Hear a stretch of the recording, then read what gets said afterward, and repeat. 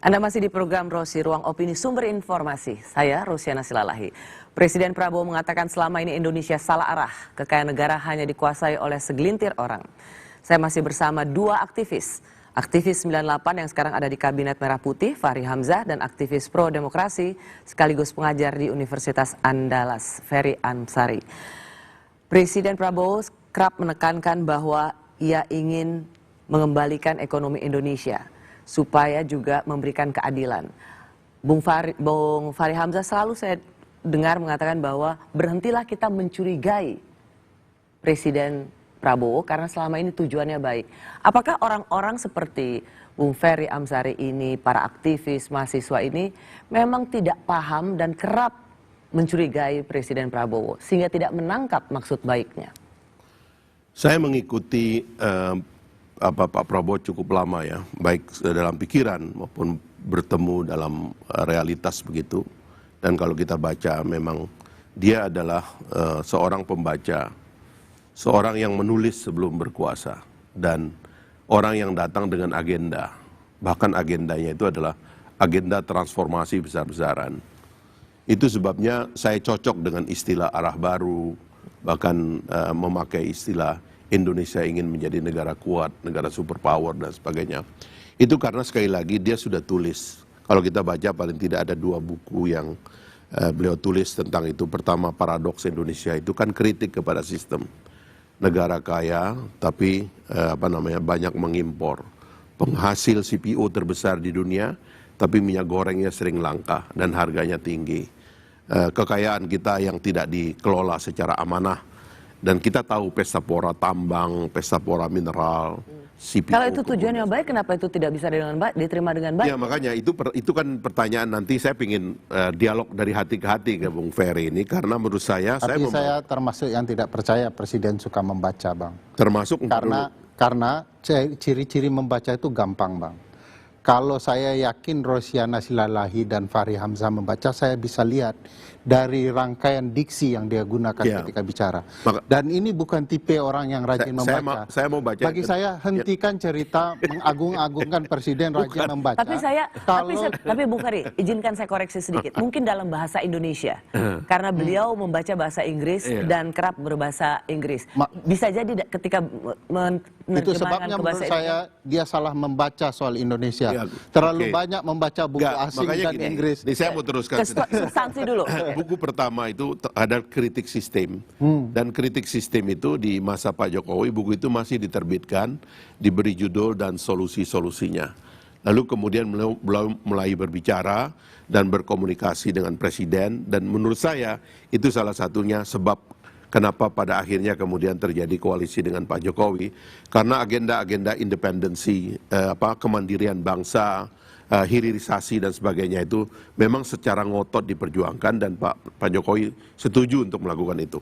Lalu muncullah buku yang kedua, itu Strategi Transformasi Bangsa. Oke, tapi kita jangan bicara buku, yang dibayangkan oleh Pak Prabowo itu adalah satu skala transformasi.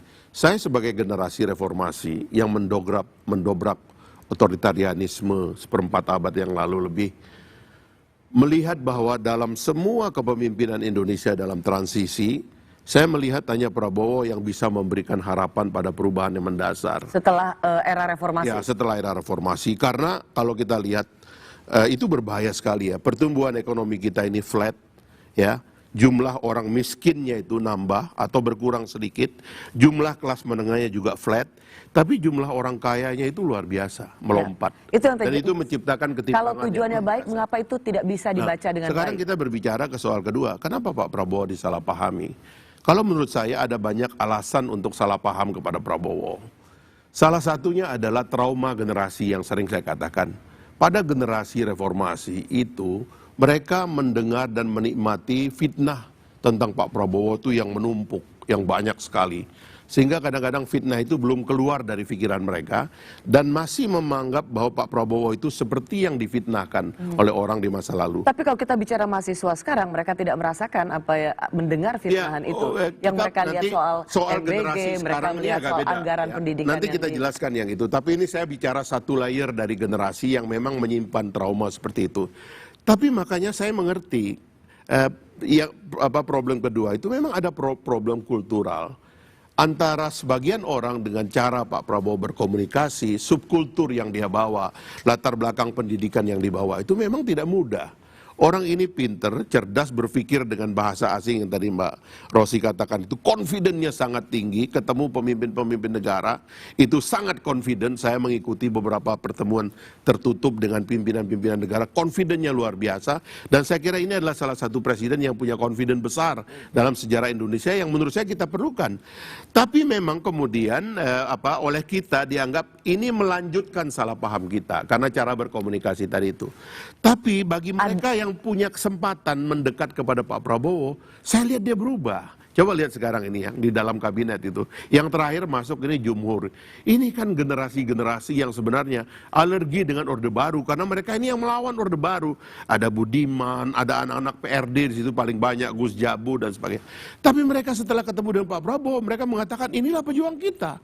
Dan dengan orang inilah kita menjalankan seluruh agenda reformasi yang pernah kita punya dulu. Dan itu yang menyebabkan mereka sekarang hadir menjadi pembela Pak Prabowo. Nah, di sebagiannya mungkin memang masih memelihara salah paham dan sebagainya. Tapi menurut saya kenapa tidak berkomunikasi?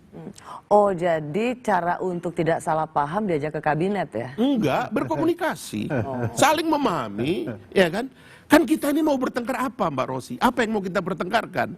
Mau menang-menangan apa kita ini? Kita kan, Pak Prabowo ingin ngasih makan rakyat, ingin agar stunting hilang, ingin korupsi sumber daya alam hilang.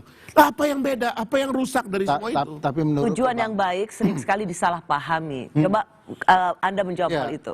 Itu bagian kedua dari kesalahan Bang Fahri menilai aksi besok dan generasi yang ada saat ini. Beliau mengukurnya dari hal yang sama, bahwa Pak Prabowo sudah berubah dari yang dulu. Padahal yang memfitnah cerita soal Pak Prabowo kan generasinya abang tuh dalam masa-masa itu.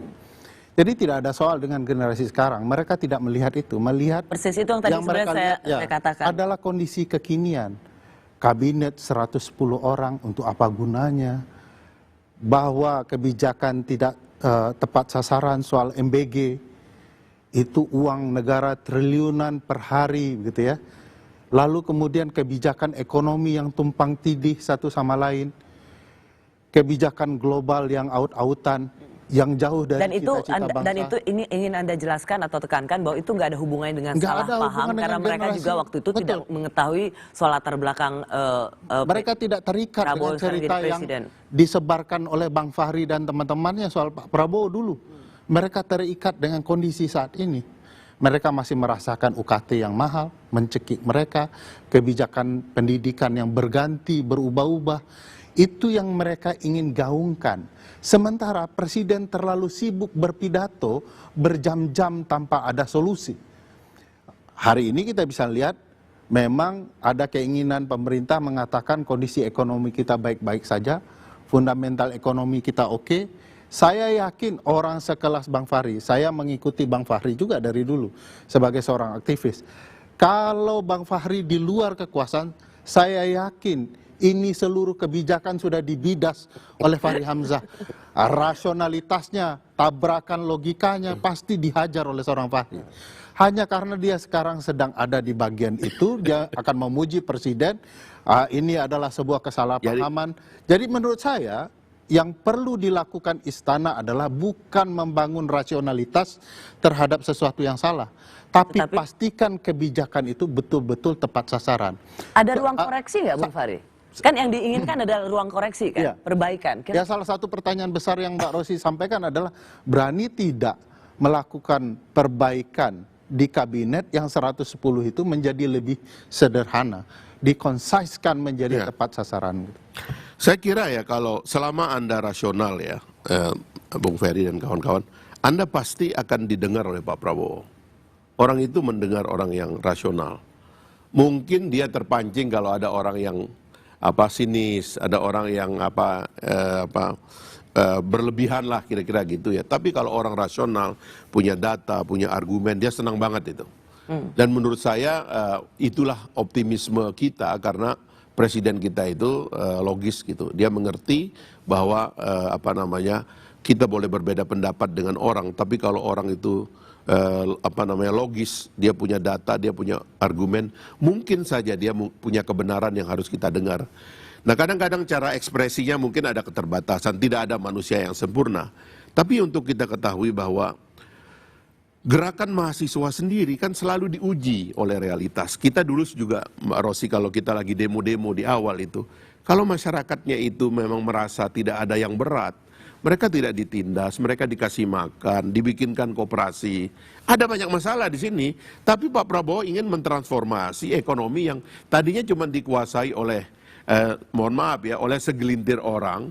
Oleh Pak Prabowo sekarang ini ekonomi itu mau diserahkan kepada masyarakat bawah. Enggak. Bikinlah koperasi, Saya bikinlah nggak kampung sepakat nelayan. poin itu, Bang. Poin itu berulang-ulang bagi saya. Soal sosialisme, ekonomi gaya baru, dan segala macam. Yang ada bagi saya adalah fasisme. Cerita soal ultranasionalisme, berbalut jubah yang dinamakan militeristik, dan mengambil ruang-ruang publik sipil menjadi lebih jauh. Sekarang pemerintah nggak bisa nipu-nipu publik, Bang. Koperasi Merah Putih itu ada yang di hutan, Bang. Iya. Itu bagaimana menjelaskannya? Bu, Anda baru lihat Ya, itu kepala BGN-nya ditangkap masuk bui. Ya tidak ada hubungan dengan Koperasi Merah enggak, Putih. siapapun. Ini militeristik Nggak yang ada. Pak Prabowo nggak Bang, akan melindungi siapapun. Bagi Bung saya, Ferry. abang Anda perlu keliru menjawab. kalau mengatakan Abang seolah-olah perlu menjawab dulu. Bagaimana gagasan abang soal militeristik yang multifungsi, soal polisi yang masuk ke ruang-ruang sipil? Bukankah itu sesuatu yang abang tentang dulu? Oh, gini. Ini hari ini kita Bung membangun Ferry, sesuatu yang tidak Anda profesional. kan ahli tata negara. Ya itu tidak Bukan, Bung, ini. Ketatanegaraan bilang tugas militer dan polisi cuma satu, Bang. Iya, tapi semua ada yaitu metodenya. pertahanan dan itu Bung bukan Ferry, metode. Seberapa Semua takut begini, Anda Bung memang Ferry. militeristik itu benar-benar masuk ke ruang-ruang sipil? enggak Apa begini, ini sudah di Mbak. depannya? Sangat takut. Gini loh, itu karena Karena ada hukum. apa Silakan, yang silakan. terjadi di Lenteng Agung, Bang, betapa militer dengan mudah memukul publik. Apa yang terjadi di berbagai desa, bagaimana tanah publik dicaplok. Apa yang terjadi dengan koperasi desa yang digantikan oleh Koperasi Merah Putih. Ini bagaimana wajah militer yang tidak tepat sasaran. Konstitusi kita sederhana, tugas mereka pertahanan, melindungi kita. Kewajiban negara memastikan kesejahteraan bagi militer kita. Oke. Bukan memberikan pekerjaan di luar tugas konstitusionalnya. Polisi kita juga tidak sejahtera, pastikan dia sejahtera. Bagaimana bisa mereka menangkap para begal, bandar judol, bandar narkoba kalau parlemen dan partai tidak memikirkan nasib mereka. Tapi mereka dipaksa melakukan pekerjaan di luar tugas konstitusionalnya. Dan itu dilakukan oleh presiden dan berbagai menteri-menterinya. Oke, kita berikan jawaban oleh Bung Fahri setelah ini.